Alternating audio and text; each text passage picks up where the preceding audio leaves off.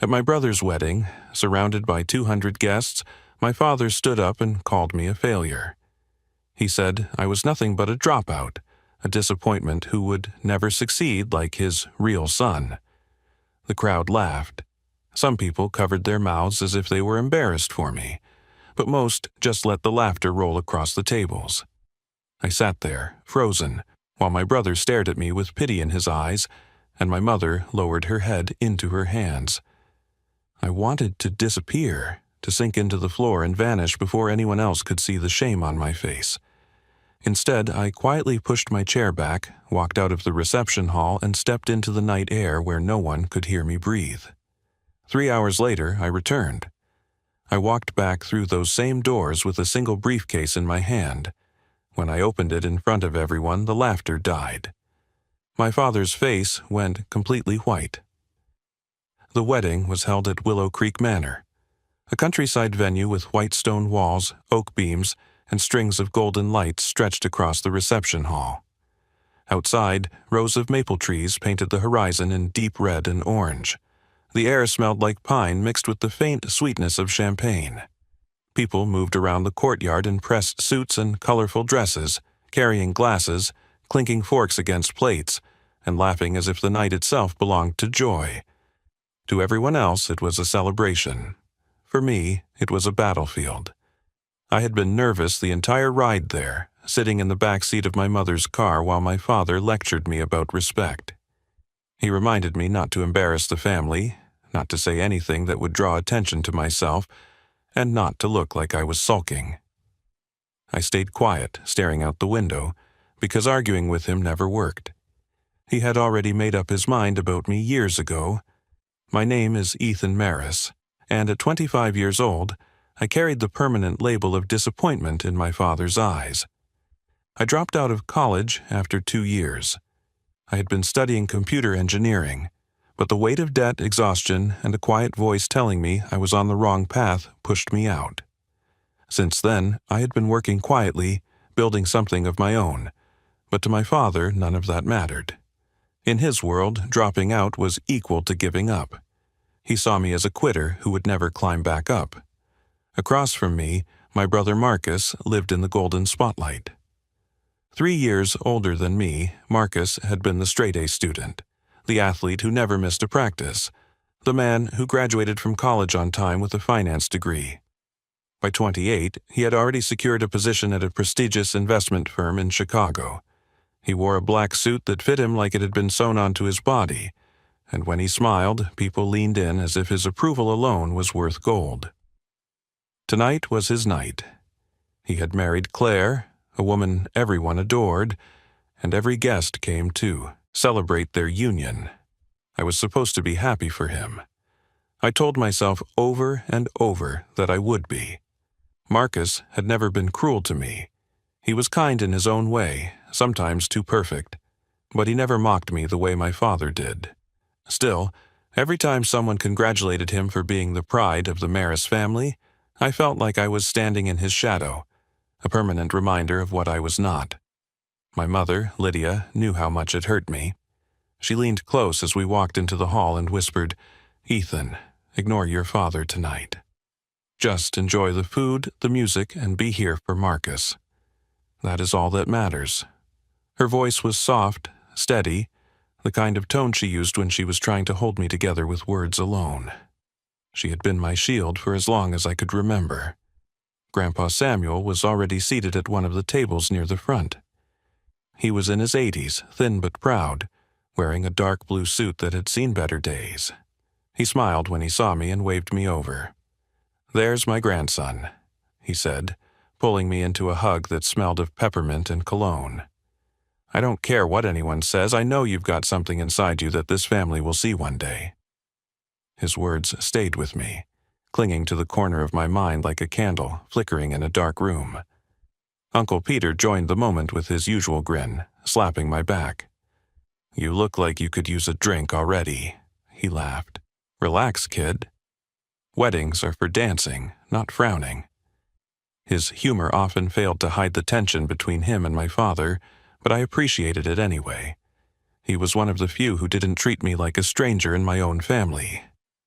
The music began, soft piano drifting into a cheerful melody. Marcus and Claire walked in, hands clasped, glowing under the spotlight as guests rose to applaud. Everyone stood, cheering and clapping. I clapped too, though my palms felt heavy. Watching him smile, watching my father beam with pride as if Marcus had won a medal for marrying well, I felt the familiar sting in my chest. Dinner was served on silver platters, roasted chicken, fresh bread, mashed potatoes, and vegetables dressed in butter. Guests laughed loudly at every table. Stories about Marcus floated through the air like confetti, his dedication at work, his charm, his endless success. Each tale added another layer to the pedestal he already stood on. I ate quietly, keeping my eyes on the plate, pretending not to notice how my father's gaze lingered on me across the table. He barely spoke to me, but I could feel the weight of his judgment even in silence. He had a way of making me small without saying a word. I tried to focus on the small things that brought me comfort. My mother's hand gently squeezing mine under the table. Grandpa Samuel humming along with the band as if he were at peace. Marcus catching my eye across the room and giving me a smile that told me he hadn't forgotten I was there. For a brief moment, I thought maybe I could get through the night without becoming a target, but deep down, I knew my father. He never let an opportunity pass without reminding me of my failures. He wore his pride like armor when it came to Marcus, and he used me as the example of what not to be. Tonight, in front of all his friends, his colleagues and relatives, I feared he would not resist the chance to drive that knife in again. As I lifted my glass of water and forced a smile at a relative across the table, I felt a storm building. The speeches were coming. My father would take the microphone. My gut told me that when he opened his mouth, he would not speak as a father celebrating a son. He would speak as a man sharpening his blade on another. The plates had been cleared, glasses clinked, silverware scraped, and the room filled with the low hum of conversations. The band shifted to a softer tune as the master of ceremonies invited family members to give their toasts. The air carried the buzz of anticipation. People leaned forward in their chairs, smiling, ready for more stories about love and new beginnings. Marcus went first. He stood tall, microphone in hand, and began with his usual polished charm. He thanked everyone for being there, told a few light-hearted stories about meeting Claire, and slipped in a joke about how he once nearly ruined their first date by spilling soup on her dress. The crowd roared with laughter. Claire blushed, covering her face while Marcus wrapped an arm around her shoulders. His words carried the warmth of someone who truly loved the life he was building. It was effortless. The applause came quickly, genuine and strong. When he handed the microphone back, the room glowed with affection. The next speaker was Claire's father, who shared a heartfelt story about watching his daughter grow into the woman she had become. People dabbed their eyes with napkins. Every speech built more joy into the evening, brick by brick. Then the master of ceremonies turned toward my father. And now, a few words from the father of the groom's side. My chest tightened. I sat perfectly still as my father rose slowly from his seat, adjusted his tie, and smoothed the front of his jacket. His expression was composed, but I could see the fire in his eyes. This was his stage, and he loved an audience. The microphone slid into his hand as if it belonged there. "Ladies and gentlemen," he began, his deep voice filling the hall. "Tonight, we celebrate a man who embodies everything a parent could hope for in a son. Marcus has shown dedication, ambition, and strength. He has built a life worth admiring, and I am proud to call him my son." The guests clapped politely. My father raised a hand to quiet them, savoring the moment. Now, I have to say, raising children is never easy. You hope they'll grow into people you can be proud of. You guide them, you push them, you set examples for them. Sometimes they rise to the challenge. He looked at Marcus, smiling with pride. Then his gaze slid toward me. And sometimes they fall short. The room shifted. A nervous laugh came from somewhere in the back. I felt the air grow heavy as every eye followed his stare to where I sat. My hands clenched under the table, nails biting into my palm. My father continued, "You see, Marcus here is my real success. A man with a career, a wife, and a future. A man who finished what he started. And then there is Ethan." He said my name like it tasted sour. Ethan decided college was too much for him. Dropped out after 2 years, chose to walk away from opportunity. Some call it finding your path. I call it quitting. The laughter spread wider this time. Guests shifted uncomfortably, some smirking, others glancing at me with pity. My mother reached for my arm under the table, squeezing it tightly, but her hand trembled. Marcus shook his head, whispering something to Claire. He looked furious, but he stayed seated. My father wasn't finished. Now, I don't say this to ruin the night. I say it because families should be honest. Marcus shows us what hard work and perseverance bring. Ethan shows us what happens when you give up. Not everyone has what it takes, and I, for one, am glad I raised at least one real man in this family. The words cut deep. Each syllable felt like a blade dragging across my chest. I wanted to speak, to shout, to defend myself, but my throat locked. My vision blurred as the room echoed with low chuckles and muffled whispers. The humiliation sank into my skin, burning hotter than fire. I stared at the tablecloth, my face flushed. The sound of my father's voice faded into the background. I could hear my own heartbeat pounding in my ears. My chair suddenly felt too small, the room too tight. I pushed back from the table. The scrape of wood against the floor echoed louder than I intended, drawing more attention. I stood without saying a word. My mother whispered, "Ethan, please." But I couldn't look at her. I kept my head down as I walked across the hall. Guests parted slightly to let me pass, their eyes following me like spotlights.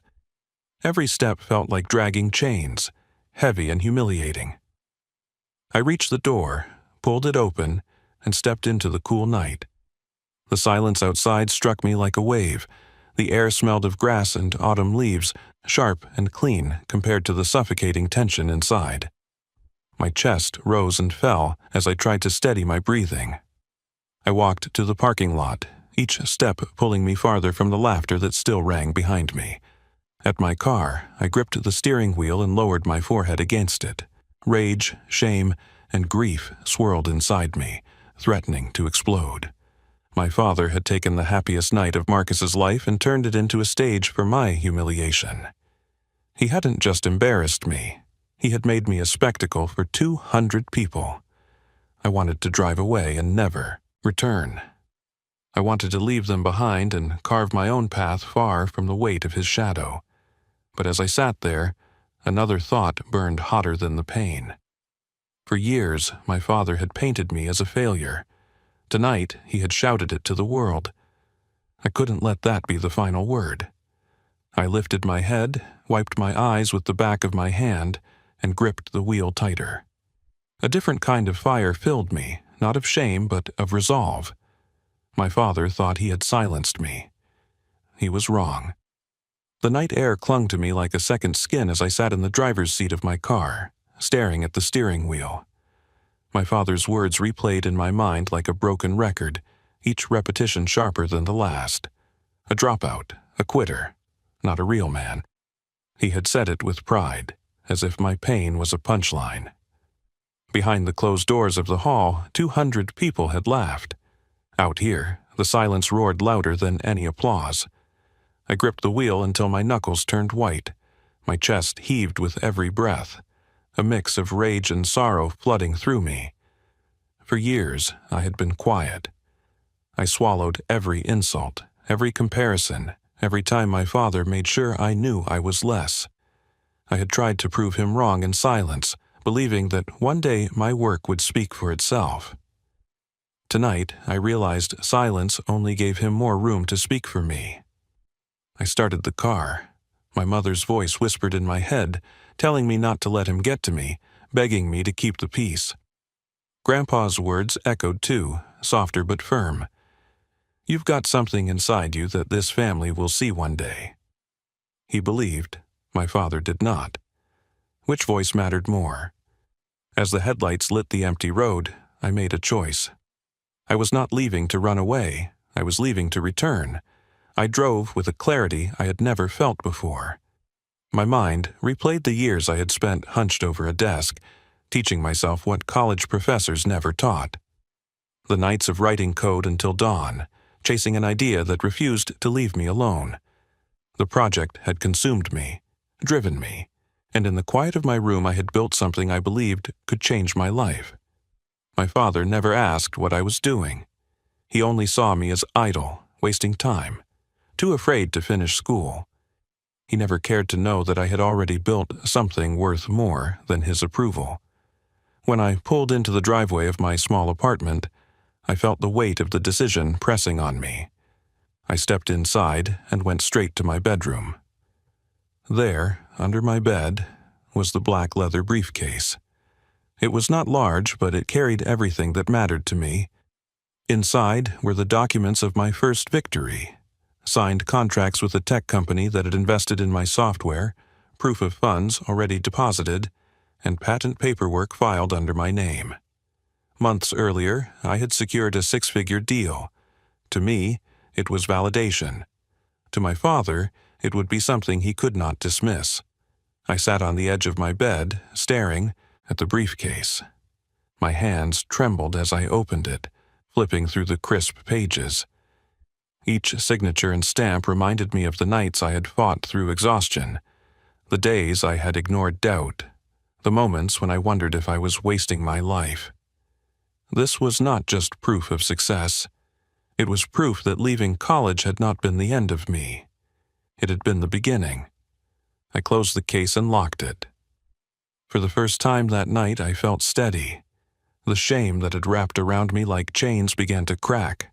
In its place was something sharper, the need to stand tall, not to scream, not to argue, simply to show the truth. The drive back to the venue felt shorter than before. My heart pounded, but not from fear, it was anticipation.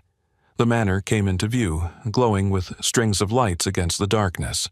Cars still lined the lot, music still faintly pulsed through the walls. The party was still alive.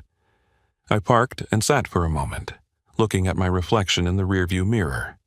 My face was pale, eyes rimmed red, but there was something new in my expression. Determination. For years, I had walked into rooms hoping not to draw attention. Tonight, I wanted every eye on me. I stepped out of the car, the briefcase in hand. Each step across the gravel crunched louder than the music inside. I reached the door, pulled it open, and the sound of laughter and clinking glasses hit me once again. But this time, it felt different. I was not walking in as the embarrassed son who left in silence. I was walking in with proof. Guests turned as I entered. Conversations dipped and heads turned toward me. The black case caught their attention immediately. Whispers rose, questions forming in their eyes. I kept walking, my shoes clicking against the polished floor, my gaze fixed on the head table where my father sat with Marcus and Claire. My father looked up, his expression tightening when he saw me. His lips curled as if ready to fire another insult, but I didn't slow. I walked straight toward him, the briefcase steady in my grip. My mother's eyes widened, her face a mixture of worry and hope. Marcus leaned forward, confused, but not hostile. Grandpa Samuel's lips curved into a faint smile, as if he already knew this was coming. I reached the table and set the briefcase down with a firm thud. The sound cut through the music and the room grew quiet. People stopped talking. The band lowered their volume. My father narrowed his eyes, searching my face for weakness. "Dad," I said, my voice carrying across the room, "you told everyone tonight that I was a failure, that I was a quitter, that I was not a real son. You made sure every guest here laughed at me. But you left something out. You never asked what I've been doing since I left college." Maybe it's time you found out. My hand rested on the briefcase, fingers brushing the latch. My father leaned back slightly, his smugness faltering for the first time. The crowd leaned forward. In that moment, I knew the night had shifted. The weight of the room pressed against me as I stood at the head table. Every eye was on the black briefcase resting between me and my father. Conversations had stopped. Glasses hovered in midair. Even the band fell silent. The only sound was the low hum of the lights above us and the faint rattle of silverware as someone nervously shifted at a table nearby. My father leaned back in his chair, his face set in a smirk that told me he thought this was another one of my attempts to make a scene. His voice carried sharpness as he said, "What is this supposed to be, Ethan? Another excuse?" I held his gaze and pressed the latches on the case. The metallic clicks echoed through the hall. I lifted the lid and turned the briefcase toward him. Inside were the documents that had consumed years of my life. I pulled the first folder free and laid it on the table. "This," I said, my voice steady, "is a signed contract with Greystone Technologies. They've invested in the software I created.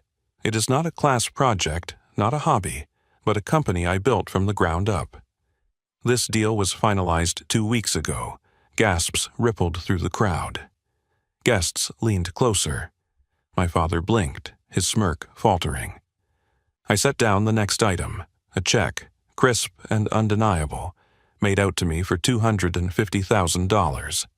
"This," I continued, "is the first payment of that contract. It is more money than I have ever seen in my life. More money, Dad, than you ever imagined I could earn." A hush fell heavier. My mother's hand covered her mouth. Marcus leaned forward, eyes wide, scanning the check as if he couldn't believe what he saw. Claire whispered something to him, but his eyes stayed locked on me. I wasn't finished. I lifted another document, this one bearing the official seal of the United States Patent and Trademark Office. I held it high for the nearest guests to see. "This is the patent for the system I designed. It protects my creation and guarantees that my name will be tied to it, no matter what happens." I walked away from college, but I did not walk away from work. I built something real. For a moment, the room seemed frozen. People who had laughed earlier now sat silent, their eyes darting between me, my father, and the proof laid out on the table. The humiliation I had carried only hours earlier shifted. It no longer belonged to me. My father's face had gone pale. His jaw worked as if he were searching for words, but nothing came out. His confidence drained from him in front of everyone. He had painted me as a failure. Now the truth sat between us, undeniable and sharp. I looked at him directly. "You said Marcus was your real son. You said I would never succeed. You said I quit. Tonight, you told 200 people that I was nothing. But I've already proven myself without your approval. The only thing I quit was trying to be the man you wanted me to be. Instead, I became the man I needed to be." The silence broke with a single clap. Marcus stood from his chair, his hands coming together with a strength that filled the room. "That's my brother," he said firmly. His voice cracked with pride. "That's my little brother." The applause spread like fire. Guests rose to their feet, clapping and cheering. Some looked at me with awe, others with guilt for the laughter they had shared earlier. My mother wiped tears from her eyes, smiling through them as if she had been waiting for this moment all her life. Grandpa Samuel pushed himself upright, leaning on his cane, nodding with a grin that reached his eyes. My father stayed seated, staring at the documents, his face drained of color. For the first time in my life, he looked small. The power he wielded through his words had been taken from him. He could no longer call me a failure, because the truth was laid bare for everyone to see. I closed the briefcase slowly, locking it with deliberate calm. The applause continued, echoing through the hall, louder than any laughter that had mocked me earlier. I let it wash over me, not as revenge, but as vindication. This was not about crushing my father. It was about freeing myself from the weight he had put on me for years. When the noise settled, Marcus stepped closer and wrapped his arms around me. His embrace was tight, genuine, his voice low but clear. "You don't know how proud I am of you, Ethan." For the first time, I felt like I stood next to him as an equal, not a shadow. My father had tried to divide us with comparisons. Instead, the truth had brought us closer. I pulled back and looked around the room. Faces that once mocked now glowed with respect. My mother's eyes shone with relief. My grandfather's pride radiated across the table. My father, silent and pale, could no longer dictate who I was. I straightened, holding the briefcase by my side. I came here tonight to celebrate my brother. And I still will. But I will not be the family's punchline anymore. Not now, not ever again. The applause thundered once more. The crowd returned to celebration, but the energy had shifted. This was no longer just Marcus's night of recognition. It was also the night the family saw me as more than the dropout, more than the failure, more than the boy who left school. It was the night they saw me as a man who had carved his own path and stood tall when it mattered most. The applause eventually faded, but the energy in the room never returned to what it had been before. Something had shifted, and everyone knew it. My father sat rigid in his chair, his face drained of color. For the first time in my life, he had no words to cut me down with. The silence around him was louder than anything he could have said. He had built his identity on control and dominance, but that night, control slipped from his grasp in front of 200 witnesses. My mother leaned across the table and took my hand. Her touch was gentle but firm, her eyes glistening with tears. "I always knew, Ethan," she whispered. "I always knew you were meant for more than what he could see." Her voice carried relief, pride, and love all at once. For years she had lived caught between my father's harshness and my quiet struggle, and now she finally had proof that her faith had not been misplaced. Grandpa Samuel rose carefully, his cane tapping against the floor as he made his way toward me. The room parted to let him through. He placed a wrinkled hand on my shoulder, his eyes shining with pride. "That's the Maris spirit," he said, "not the one that follows rules, but the one that makes them." "I told you, Ethan. I told you one day they would see it." His words were like a blessing, a final seal on the moment. Marcus still stood beside me. He had not let go of my arm since the reveal. His smile was steady, but there was something in his eyes that went deeper than pride. There was regret. He pulled me closer and said quietly, "I should have stood up for you sooner. I should have shut him down before he ever got the chance tonight. You didn't deserve that, and I'm sorry." I shook my head.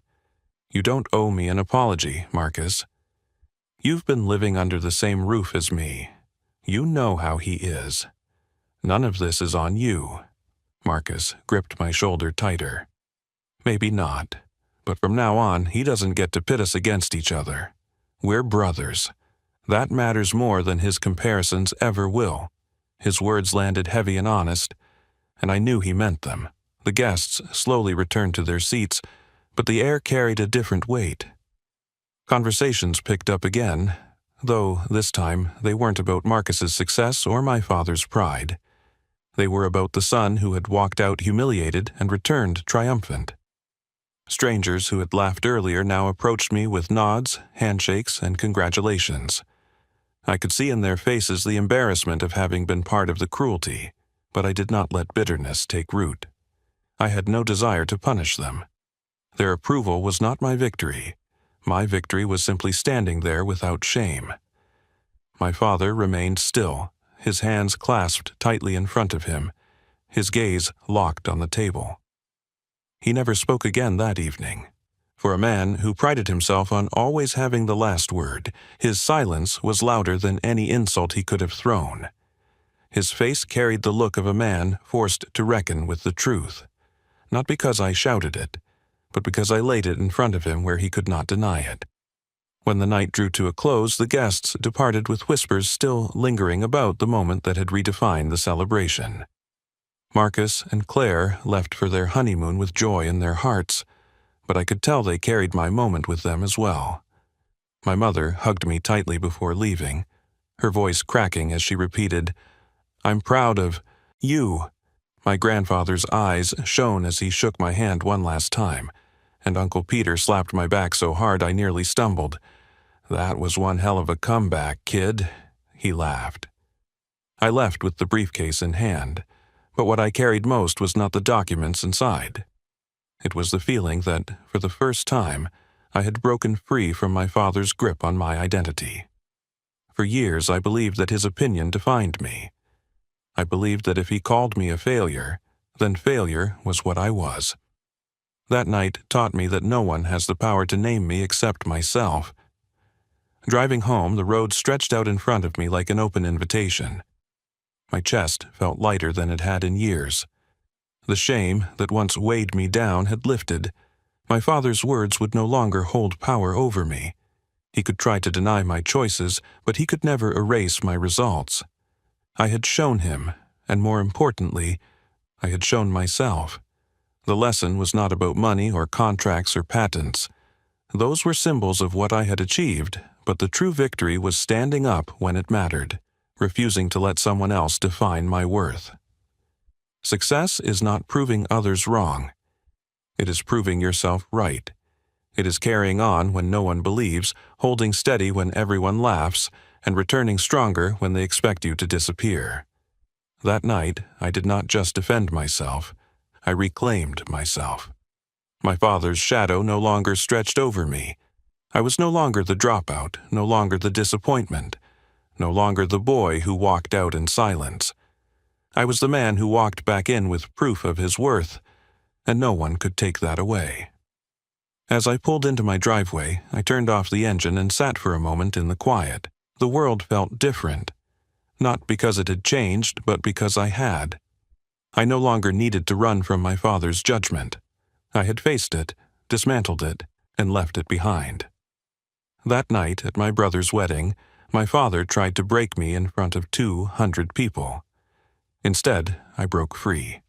That night at my brother's wedding, my father thought he could humiliate me into silence. Instead, I proved that I was never the failure he believed me to be. I did not come back for revenge. I came back to stand tall, to show my truth, and to take back my voice. If you took something from this story, remember this: your worth is not defined by anyone else's judgment.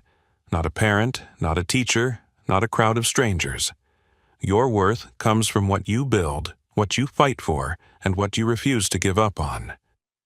Thank you for staying with me through this story. If it moved you, if it made you think, or if it reminded you of your own strength, please give this video a like, share it with someone who needs to hear it, and let me know your thoughts in the comments. I'd love to hear if you've ever faced a moment like this in your own life. And if you want more stories that dig deep into the struggles, the victories, and the lessons we carry, make sure to subscribe to the channel. Your support means everything, and it helps me keep bringing stories like this to you. Until next time, remember, the loudest voice in your life should be your own.